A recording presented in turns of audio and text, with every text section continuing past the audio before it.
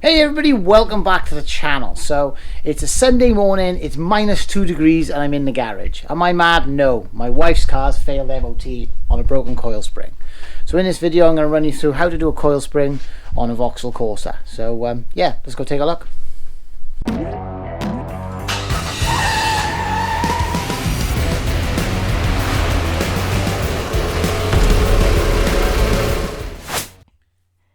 And if you get value from this video, hit the like button and subscribe to support this channel.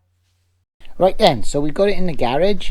The first thing we're going to do, obviously we've got the bonnet open, so now we're going to go ahead now and jack it up and remove the offside front spring is gone, so we're going to go ahead and remove that wheel. Right then, so we're going to go ahead and remove the struts. So as you can see by here, there's our broken piece of spring. It usually breaks off somewhere near the bottom, so obviously there's our problem.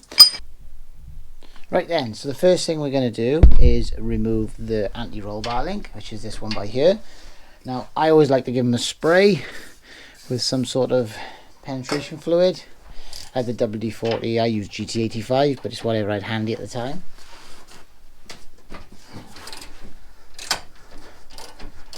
I can feel straight away that the ball joint is just spinning, so it won't undo. So what I'm going to do, I'm going to take some mole grips and I'm going to clamp the back. Sometimes they have a spanner, but it's just easier.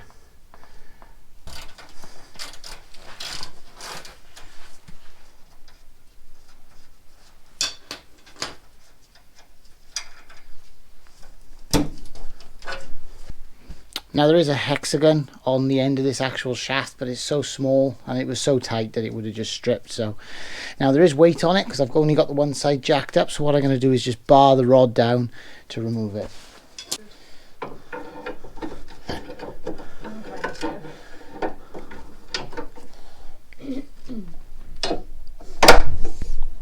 Just like that. So pull that out the way. Next thing I'm going to do now is just pull the ABS wire.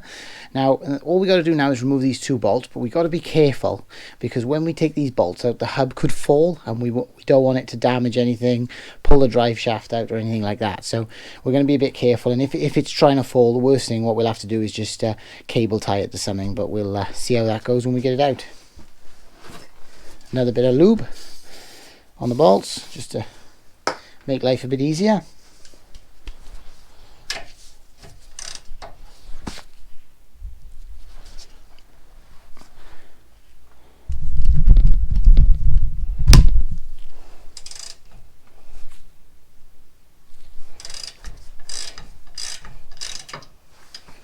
Now the head's spinning on the other side, so I'll just grab a spanner. I got a 19.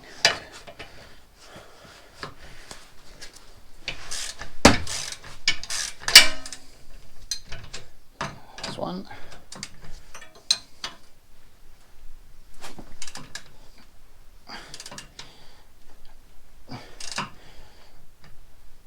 Right then, so we can go ahead now and remove these two bolts.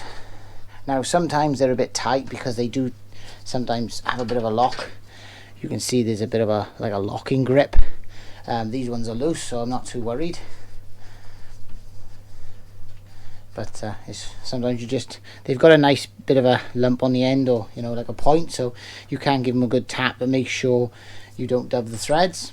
So I'm just gonna wiggle the strut and push this one out. Now that came out quick. Now remember, you've got to make sure the hub doesn't fall. Now it will move a bit, so if I separate the hub, there we go. Now the brake pipe is connected, so I'm just gonna remove this little metal clip, a little wire clip that holds the brake pipe in place. There we go. And pull.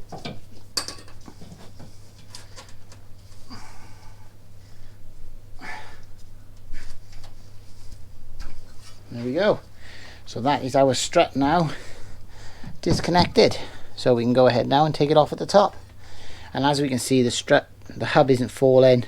It's kind of holding itself, so we're just going to leave it like that. We haven't got to worry about cable tying it.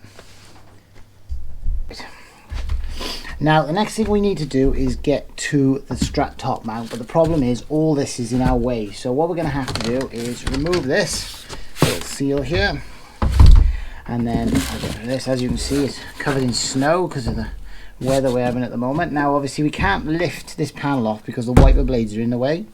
So what we're going to have to do is remove the two wiper arms.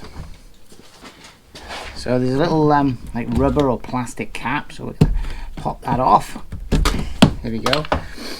Always make sure that your wipers are in the off position, so before you start this job, so your wipers want to be all the way, because what I can do literally is just look at where they are now, and then when it comes to putting them back on, I just put them back in the same place. So there's our, so remove the 230mm nuts.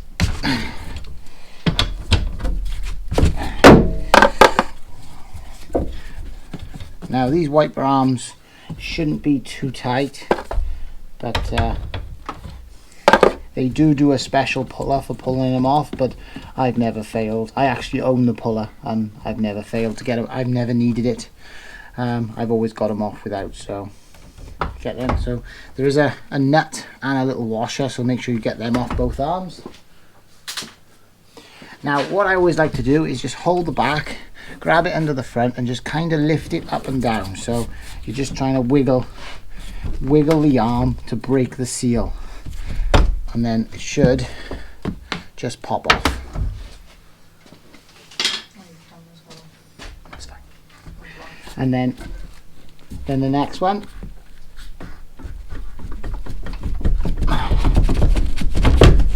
And there we go. Stand by. The screen goes off, it's fine.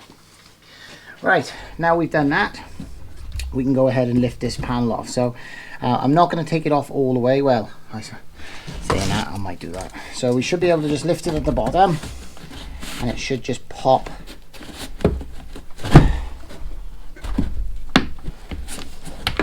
There we go. So we just lift it up and slide it away from the windscreen, and it should come off. Now the washer pipe is connected, but it's connected on the other side, so I'm just gonna leave this basically just out the way so I can get to my nut, which is right there. Now it is quite rusty, so I'm going to give it a good clean with a wire brush, and then a good spray before we take the nut off. Now I've wire brushed the two sides, but what I'm going to do, I'm going to grab the strut from underneath and just turn it so I can wire brush all the way around. And then we'll give that a good spray. Now you could try and undo this with a normal ratchet, but what you'll find is the strut will just turn. So what we need is actually to hold the strut, and we need to just use some sort of an impact gun, so either air gun or I use a battery, and just zip the nut off. It's kind of the only way really you'll do it.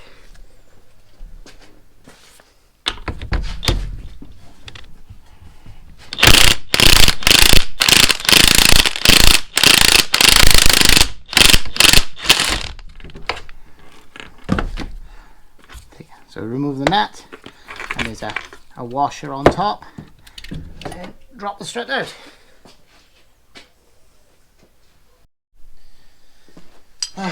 Right, now you can go ahead and use the old conventional kind of spring compressors to compress your strut, but I've gone and invested in a proper tool. Obviously I do a lot of struts, so this makes my life a lot easier, but I'm going to show you this way rather than the old-fashioned way, but I think they're kind of self-explanatory, these things are. So if this is all you've got, this is all I used for years, but obviously I'm going to use my strut press, and anyone who's thinking of buying one of these, they are absolutely brilliant. I will put a link to one in the description. I actually bought this off eBay. It's, believe it or not, it was about 30 quid cheaper than my local supplier, so yeah, I'll put some links in the description to as much of the parts and obviously the tools as well as I can. But yeah, I strongly recommend one of these if you're going to do a few struts, because it just makes life a lot easier. like I said, these things can break and the spring can fly off, and there's so much pressure in that spring that if it comes off it can seriously do some damage. So this is what I use, and I got to be honest, I'll show you now just how easy it is. So yeah, let's grab the strut and let's get him off. So all we're going to do is locate our spring. So obviously, as always, you get it as close as you can to the top or the bottom. This spring is broken, so yeah, so what we're going to do, start pumping until it catches. And yeah, it's hooked in there, it's hooked in there, and then it's just a matter of pumping it up. So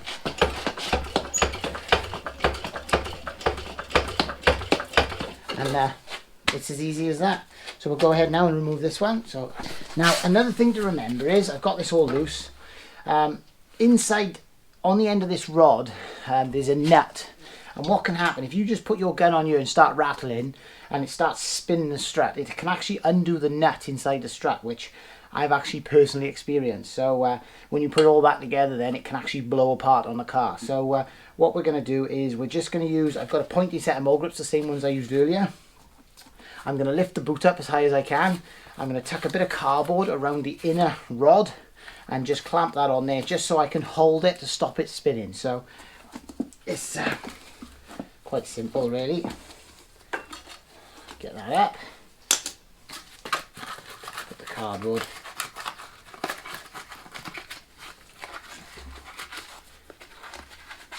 obviously the thicker the cardboard the better, and then we can go ahead and put our mole grips on.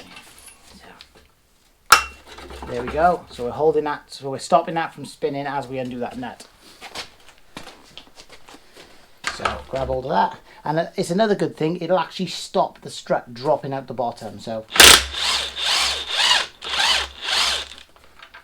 and there we have it. So we can go ahead now and remove clamps and lower the strut.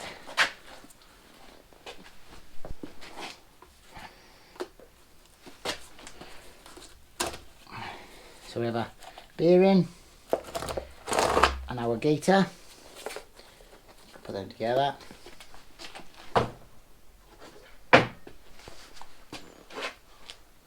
And just release this and remove our broken spring. Now you'll see by here we have a larger end and obviously a smaller end on the spring, so obviously the larger end goes towards the bottom. Now we have, I'm going to go ahead and put that in my spring. Obviously I don't want to be too close to the top or the bottom, because obviously I want room for everything to go on. So I'll just go ahead now and compress a new one.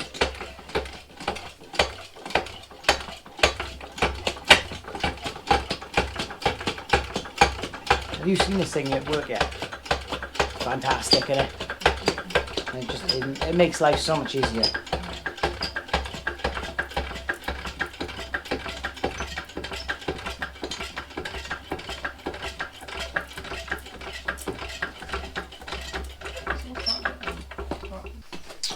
Right. Now, I'm a big believer that if you're going to all this effort, there's no point in just changing the spring and not changing the top mount. So I'm going to put a new top mount on. Now there is a bearing. There's a bearing inside here, and obviously, like anything, it does wear. 9 out of 10 times when you take it apart, well, say 1 in 10 times, sorry, when you take it apart, this will actually, well, the old one will actually fall to pieces, and it'll actually come unclipped and all the bearings will fall out. So even if you're not planning on changing it, I think it's good to have it when you do the job, and you can always take it back. So I always get one, but to be honest with you, I usually try and find an excuse to change it. If it's my own vehicles, I change it anyway. So yeah, let's reassemble this strut. So, go and slot the bearing into the top of the spring.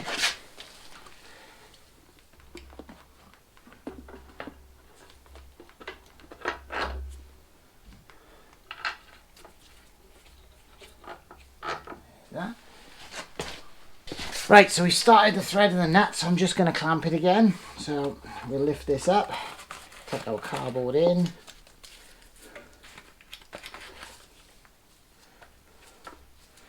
like I say, you can put a spanner on there, hold the top and do it, or they do special tools, but I find this is just the easiest way. You won't damage the chrome as long as you use some cardboard, so yeah.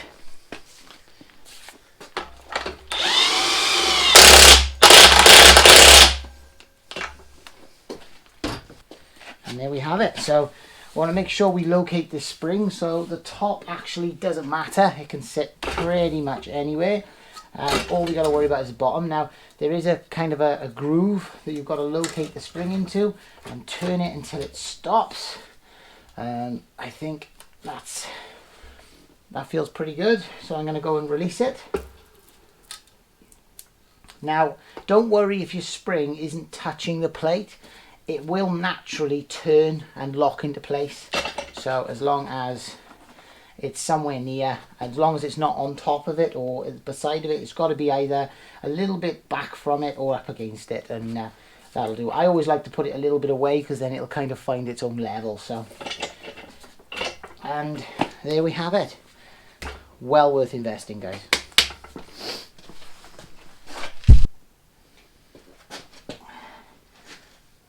Right, so we're going to lift the strut back into place now. Obviously, you want to make sure it goes back into the hole. There we go. Going to fit the washer and refit the nut. And then we'll go ahead and buzz the nut down. Now, what you want to do is try and hold it as central as possible. It will pull center, but hold it up as far as it'll go. And then you can go ahead then and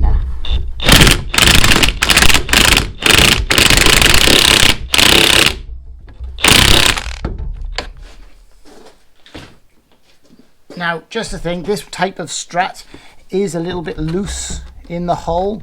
It's nothing to be worried about. It just, the design is when the weight's on the wheel, it'll actually push the cup kind of into the hole and make it nice and tight. So if you've got this play in your strut, don't worry. This is a brand new bearing and it's completely normal. Right then, everyone, so that's pretty much it. I'm not going to bore you with putting it all back together. It's basically back together as it came apart. I just wanted to show you how much actual play was in that mount with the new mount. It's designed so when the weight goes on the wheel, it actually jams it in the cup. So once the weight's on there, you won't have any sort of noises or knocks or any problems. So that's all pretty much done. I'm just going to go ahead and now boxing this all back up. And yeah, so remember, like you say, if you are doing a few of these struts, or you're likely to do a few over the years, them spring clamps are worth their weight in gold. And yeah, I'll put some links down in the description just to show you what I use. And yeah, hopefully make it a bit easier. But yeah, thanks for watching. Like I said, I always say, if you get value from this video, please hit the like and the subscribe button. I'm not going to stop doing this. I really enjoy doing these videos for you guys. And yeah, I'll see you on the next video. And if you get value from this video, hit the like button and subscribe to support this channel.